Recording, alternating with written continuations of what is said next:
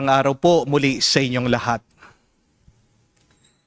Sabi po nila, first impressions last. Naniniwala po ba kayo doon? Kasi po, merong isang nag-comment doon sa isang video ko, isang misa ko. Nabasa ko lang po. Di ko po mapigilan kasi minsan na nagbabasa ng mga comments. Alam niyo, sabi nitong tao tungkol sa akin, "You look like a monkey."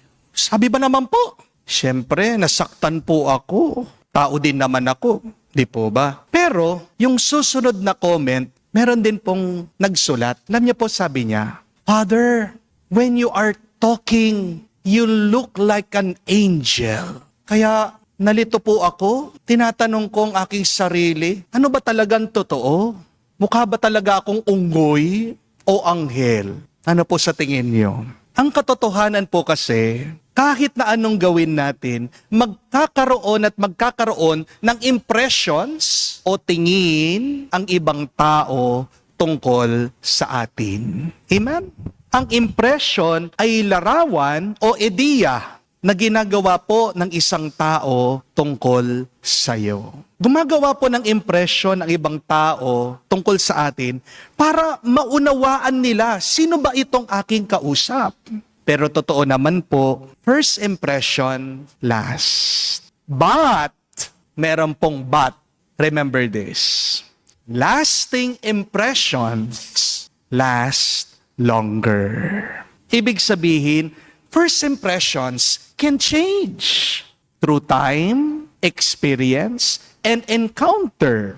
Amen? Darating din ang araw sa pamamagitan ng karanasan, ng pakikisama, magbabago din ang tingin ng ibang tao tungkol sa iyo. Tandaan po natin, ang panlabas ay nakikita, pero ang panloob ay nararamdaman. Sa Ebanghelyo, inimbitahan po si Jesus ng isang Pariseo para kumain doon sa kanyang tahanan.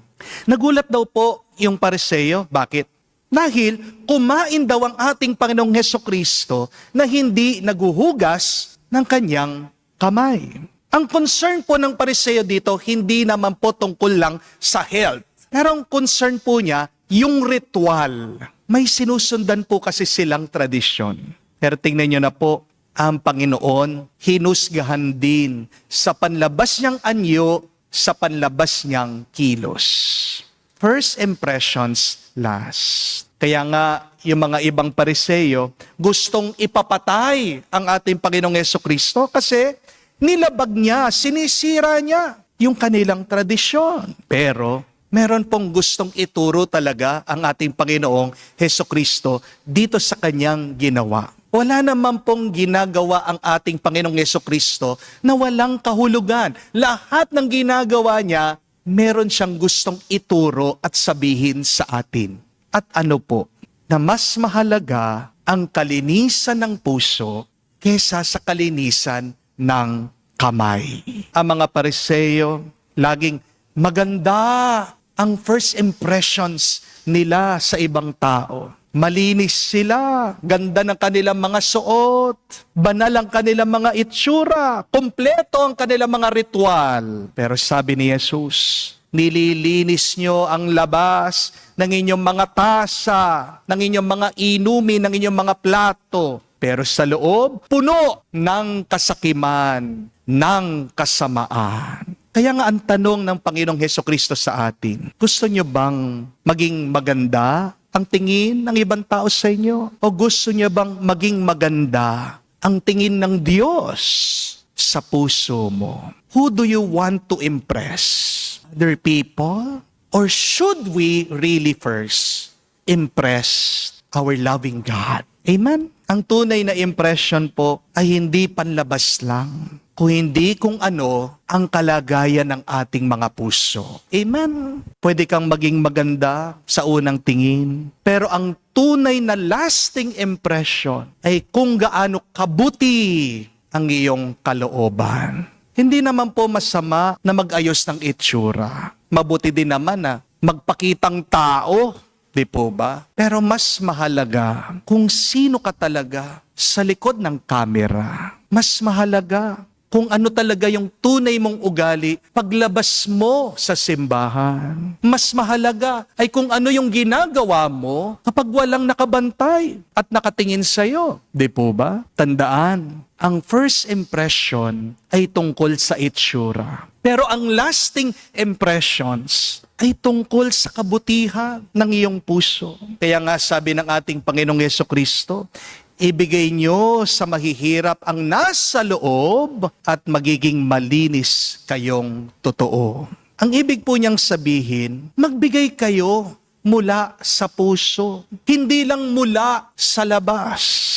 Pwede ka kasing magbigay na walang pagmamahal, di po ba? Pero kapag tunay ka nagmamahal, hindi mo mapipigilan na magbigay ka, na magbahagi ka, na magsakripisyo ka. Kasi ang buhay, hindi lang naman po tungkol sa unang pagkikita. Tungkol ang buhay sa huling alaala. Maaaring ang unang beses maalala ng mga tao kung gaano ka kaganda, gaano ka kagaling.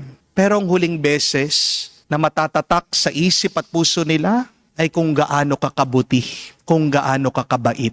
Kapag ikaw ay lumisan na dito sa mundo, kapatid, hindi naman maalala ng ibang tao yung mga naging suot mo. Di po ba? Ang maalala nila ay kung ano ang naramdaman nila nung kasama kanila. Hindi naman maalala ng ibang tao kung ano yung cellphone na gamit mo Pero ang maalala ng ibang tao ay kung ano yung mga sinabi mo nung kaharap mo sila. Hindi rin naman maalala ng iba kung ano yung itsura, anong klase ang iyong sapatos. Ang maaalala ng iba ay yung mga panahon na bumisita ka sa kanila noong nahihirapan sila. Hindi rin maalala ng ibang tao yung mga pinopost mong bakasyon, pero ang hindi makakalimutan ng ibang tao ay yung iyong bukasyon. Ganito rin po kay Jesus. Ang mga tao ay namangha, oo, sa mga milagro niya. Pero ano talagang tumatak sa isip, sa alaala, sa puso ng mga tao? Yung kanyang sakripisyo sa krus. Ang lasting impression ng ating Panginoong Jesucristo ay yung kanyang walang hanggang pagmamahal sa atin. Pinakita niya yan sa pagbibigay ng mismong buhay niya para sa atin. Sabi nila, 2 beses po gumagawa tayo ng impression sa ibang tao. The first one is when we say hello to them. But the second one is when we say goodbye to them. How is your hello to other people? How will you say goodbye to them? Hari nawa, yung iyong hello at goodbye, pareho na punong-puno ng pag-ibig at malasakit. Amen? Madali lang naman pong baguhin yung ating panlabas na anyo, lalong-lalo na kapag merong kang pera. Di po ba? Madali lang magparetoke ng ilong. Patangos mo yan. Madali na rin po ngayon. Paayos nyo yung mga kilay nyo. Ipatato nyo yan. Madali din naman po na magpa-makeup. Pagandahin mong yung sarili. Madali din po pumunta kayo sa mga mall, sa mga tindahan. Bumili kayo ng mga mamahaling damit para pumorma-porma kayo. Pero alam nyo kung anong mahirap? Yung ipa-facelift mo, yung iparetoke mo ang iyong puso. Kasi kahit na gaano karami ang iyong pera at kayamanan, pag marumi ang iyong puso, marumi pa rin yan. Amen? A dirty heart will always show in your face with how you talk, with how you treat other people. Sabi nga po ng ibang mga netizens, kinikriticize yung mga nepo babies, yung mga anak po ng mga corrupt na opisyal. Corruption cannot buy class. Kahit na bilyones na ang pera mo, hindi magpapaganda sa iyo ito. Lalo na kung galing sa nakaw ang pera mo, nagiging pangit ka lang sa tingin ng Diyos at ng iyong kapwa. Di po ba? If you want to become beautiful outside, please, you don't need a change of wardrobe or makeup. Do you want to become beautiful? Do you want to become handsome? You need a change of heart. Amen? Kaya nga po, mga kapatid, habang ang mundo ay obsessed sa first impressions, ang Diyos po ay interesado sa heart impressions. God is still looking at what is inside of us. Remember, God is not impressed by your clothes, by your titles, by your watch, by your gadgets, by your photos. God is more impressed with your patience, your humility, and your hidden sacrifices.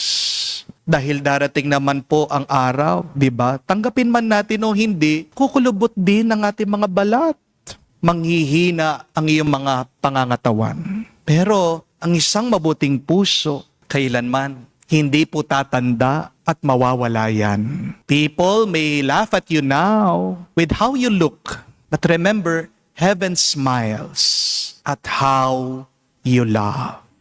Yun lang naman po ang pinakamahalaga kung paano tayo umiibig, kung paano tayo nagmamahal. So, when the time comes, when you stand before God, God will not ask you, how did you look? But rather, He will ask you, how did you love? Kaya nga po, mga kapatid, kahit na ikaw ay may sakit ngayon, nagpapagaling ka, kahit na ikaw ay nag-aalala sa mga gastusin, sa mga babayaran mong utang, kahit na ikaw ay nalulungkot dahil sa ginagawang kasalanan ng iyong asawa, o kahit na tayo pong lahat ay nagagalit pa rin dahil sa korupsyon ng ating bansa, naghahanap tayo ng mabuting pamumuno. Kapatid, sa gitna ng marumi at magulong karanasan natin, sana manatili pa ring malinis at maayos ang iyong puso. Paano? Ilapit mo yan sa Diyos. Kapatid, huwag niyo pong hahayaan ang gulo ng mundo, guluhin ang iyong loob. Huwag mong hahayaan ang maduming pag-uugali ng ibang tao na dudumihan din ang iyong puso. Paglaban natin ang tama at mabuti. Opo, yes. Habasanang nananatili na malinis ang ating mga loob. Kaya magdasal po tayo, mga kapatid, na mas bigyan natin ng pansin, unang-una, araw-araw, ano ba ang itsura at kalagayan ng aking loob, ng aking puso, ng aking kaluluwa, bago tayo magpagod at magtrabaho sa kaayusan ng ating mga panlabas. Dahil palaging sumusunod ang nasa labas sa kung ano ang meron tayo sa ating loob. Do you want to change what is outside? Focus. Start with what is inside. Kaya magpalinis po tayo sa ating Panginoong Jesucristo sa pamagitan ng banal na misang ito para maging maayos, mabango at maganda ang ating buhay ngayon at magpakailanman. Amen.